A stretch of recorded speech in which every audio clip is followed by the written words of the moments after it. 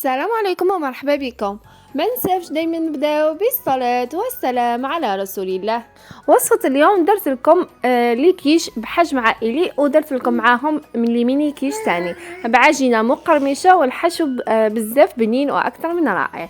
ديروا الجام وروحوا نشوفوا الوصفة مع بعضنا. وحبيت نفكركم باللي تدخلوا قناتي تلقاو كامل انواع المملحات البريستيج والعادية. ديروا جام وروحوا. نحتاج هنايا 250 غرام نتاع فرينه. كنت غربلتها، هذيك الفرينه لها دور كي تعود مغربله كما دائما نقول لكم. غربلوا الفرينه تاعكم. نحتاج 125 غرام نتاع زبده. الزبده تكون بدرجه حراره الغرفه، يعني اهم خطوه هذه هي. نحتاج هنا نصف ملعقه صغيره نتاع ملح، ونحتاج ثاني ملعقه صغيره نتاع خميره الحلوى. هذه هي. نروح ندخلوا هادو المقادير في بعضهم. هذيك الزبده نحكموها، نبقاو نحكو فيها في الفرينه. رايحين هنايا نخدموا بلا بات بريزي. تولي لنا الفرينه هذيك مرمله هكا.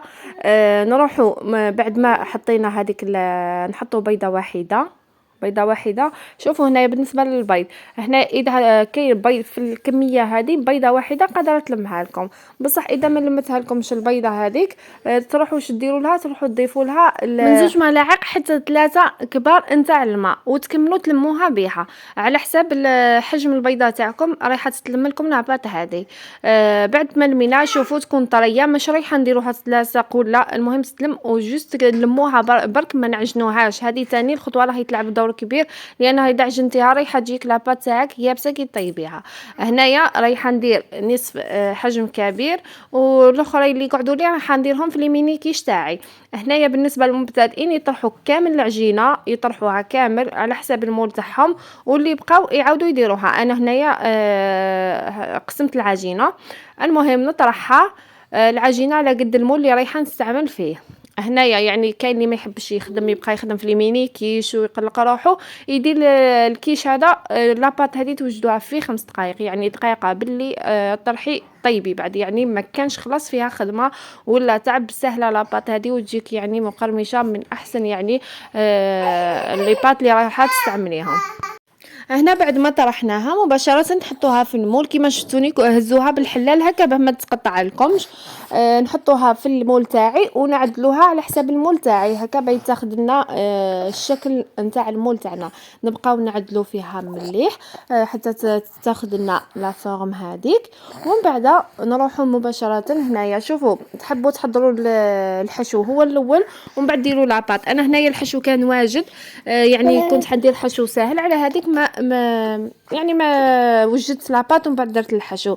واللي ما عندوش الحشو واجد راح يدير الحشو ومن بعد يوجد لاباط. شوفوا هنايا هذيك لاباط اللي قعدت لي رحت حطيتها في لي ميني كيش. هادو تاني يجيو بزاف بنان، يعني كيما قلت لكم تحبوا تخدموها في الصغار في الكبار كيما حبيتوا. هذه الوصفه تجيكم بزاف بنينه وهايله، رايحين تعتمدوها. نروح نحطوها. شوفوا كيف هيكون الشكل تاعها سهله، يعني كي تحطوها في المول تاعكم. هنايا كانت خرجت لي هذا المول الكبير ومعها هادو الصغار. المهم دوكا نروح نحضروا الحشو تاعي. هنايا عندي بصله كبيره كنت قصيتها الى مربعات، نحط عليها زوج ملاعق كبار نتاع الزيت ونروح نحطوها تتقلى. هنا كنت عندي كميه تاع دجاج، حوالي 4 صدر تاع دجاج، حوالي 150 غرام. حطيت عليه شويه ملح، شويه فلفل اسود، شويه راس الحانوت، شويه كمون، توابل الدجاج اذا عندك. المهم توابل كامل اللي عندكم حطوهم. انا حطيت هنا ثاني الكركم والزنجبيل. هنا بعد ما تقلات لي هذيك البصله راني كنت ضفت لها عفوا 2 فص تاع الثوم وهي تقلى. ودركا نروح نحط لها الدجاج هذاك مع التوابل، نزيدو نحطوه يتقلى. هذا الكيش رايح نديرو بالسلق. هنايا نحطو يتقلى. هنا السلق كان عندي بقالي شويه، يعني هنايا ماهيش ربطها كامله، هنايا ربطه صغيره كنت درت منها، واللي بقالي درت به لي كيش. كنت قصيت هذاك السلق، غسلته مليح ومن بعد ما حطيتلوش الماء، حطيته طول في الكسرونه تاعي وخليته وحده راح يطلق الماء ويدبلك. هذاك هو وتنحيه. تحبوا حتى تجيو تطفيو عليه وتحطوا فيه الملح. هذه هي هنايا. بعد ما تقلى لي هذاك الدجاج نروحو نحطو فوق السلق هذاك ونزيدو نعاودو نرجعوه فوق النار حتى يتشرب لي التوابل هذوك ويدخلوا لي كامل الخليط مع بعضه.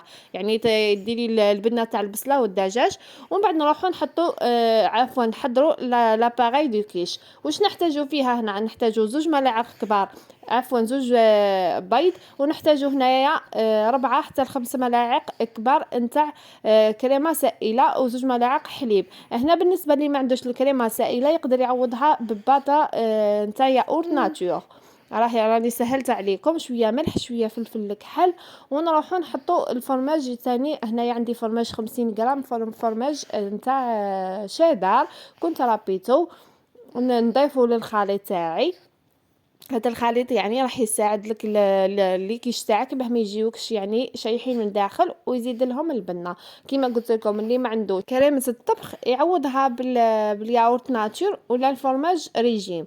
شوفوا هنايا نروح نجيبوا لي كيش تاعي. هنايا نروح نحطوا فيها هذاك الخليط تاع السلق ونضيفوا لاباغاي دو كيش تاعي اللي هي هذه هي البيض والحليب والكريمه السائله، شويه ملح شويه فلفل كحل. تجيكم بزاف بنين سيرتو اللي يحبوا السلق راح يعجبهم بزاف هذا الكيش. نروح نحطوا نوزعوا هذاك نحط الخليط تاعي فوق كامل السلق هذاك هو يدخل لي في السلق ما يجينيش ناشف ويزيد لي الاحمرار من فوق ويعطيني البنه تاني. هنايا الشيدار يعني اللي يكون عم بالو بلي الشيدار تاعو ماشي مليح من الافضل انه يحطوه في الخليط وما يحطوش من فوق. تحبوا تحطوه من فوق حطوه. هنايا شوفوا نعدت لكم حبه يعني اللي يحب الطريقه هذه انه يطيبهم ومن بعد يحط فيهم نص طياب ومن بعد يحط فيهم الخليط كيما حبيتوا. تحطوا فيهم هكا السلق ولا الدجاج. بالنسبه اللي ما يحبش الدجاج السلق ممكن يدير البصله والدجاج كيما درت انا فقط ويحطهم ويحطوا لاباغاي دو كيش تاعهم هكا. دركا انا درت معاكم حبه طايبه نص طياب. هذه الحبه تجيكم مقرمشه هي لاباط كامل تجي مقرمشه بصح هذه تجي زايده تقرميش اللي طيبيها نص طياب وزيدي تعاودي ترديها. هنايا حطيت كان قعد لي هنا على بالكم باللي في السلق نورمالمون نحط الزيتون كنت قطعته ونسيته كامل ما حطيتوش. هنايا بالنسبه للسلق تقدروا تضيفوا له شويه زيتون مقطع فرماج ثاني ومن بعد تحطوا لاباغاي دو كيش تاعكم. الوغ هنايا شوفوا حطيت غير الدجاج هذاك مع البصله اللي قليتها وحطيت شويه زيتون وحطيت الخليط تاعي من فوقه ونحطه مباشره في الفور تاعي يطيب لي من تحت ويزيد يطيب لي من فوق. راح يدير لكم حوالي 20 دقيقه هكاك. شوفوا هنا بعد ما شفتو حمر لي من تحت عاود شعلت عليه من فوقه. وهاو الكيش تاعي كنت زينته هنايا بالطماطم درتها على شكل ورده وزينت بها هكا تعطيني منظر مليح وتعطيني يعني تنسق في الالوان. شوفوا قشروا فقط حبات الطماطم تاعكم ودوروها تحصلوا على هذا الشكل. هنايا الحبه تاع الكيش تاعي هي تجيكم بزاف بنينه سيرتو اللي يحبوا السلق راح يعجبهم بزاف هذا الكيش. هنا حبيت نقسم معاكم حبه باش تشوفوها من داخل كيفاه يجيكم يعني ماهوش ناشف كامل مع لاباط هذيك المقرمشه يعطي واحد الذوق يعني رائع. جربوا الوصفه هذه وراح تعتمدوها في كامل الوصفات اللي تاخذوها. وهنا حبيت نقص معاكم حبه باش تشوفوها من داخل كيفاه. انا حبيت نمد لكم ملاحظه فقط باللي تقدروا تخدموا هادو لي كيش رمضان ان شاء الله وتحطوهم في كونجيلاتور يعني طيبوهم كيما طيبت الحبه تاعي انا هذيك نص طياب وتحطوهم في كونجيلاتور. المره الجايه كي تجبدوها تحطوا لها الحشو وتحطوها في تزيد تحمر لكم مليح. شوفوا الحبه تاعي كيف تجي باينه يعني باللي مو قرميشه والبنه ما نحكي لكمش حتى تجربوها.